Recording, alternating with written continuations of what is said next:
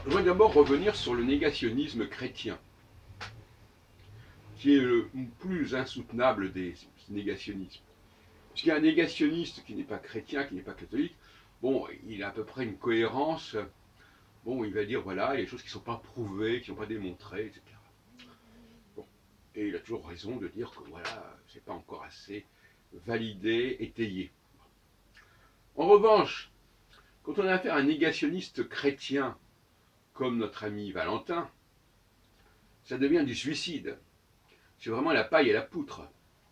Parce que si ils sont négationnistes sur la question de la Shoah, s'ils disent que le procès de Nuremberg c'est de la foutaise, etc., bon, mais à ce moment-là, on n'a qu'à dire, ok, d'accord, bon, vous êtes négationniste. C'est beaucoup plus facile d'être négationniste sur l'existence de Jésus que d'être négationniste sur l'existence de la Shoah. La Shoah, il est facile de prouver qu'elle a existé, sous une forme ou sous une autre, parce qu'on a des documents qui sont récents.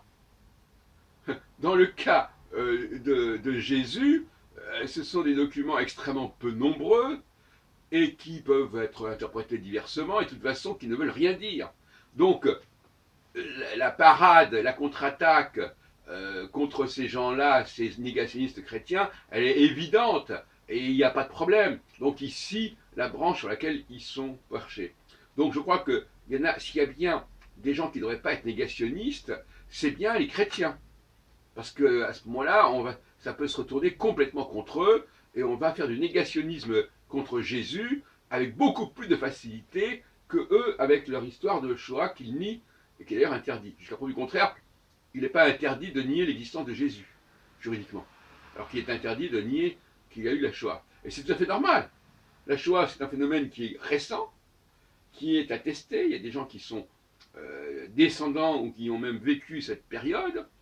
Et de l'autre côté, on nous parle de quelque chose qui a concerné un individu pendant quelques années, pendant une dizaine d'années, au maximum. Et il n'y a aucune proportion, aucune commune mesure. Donc là, s'il y a un conseil à donner aux chrétiens, c'est de ne pas s'embarquer dans le négationnisme, parce que ça, c'est complètement suicidaire.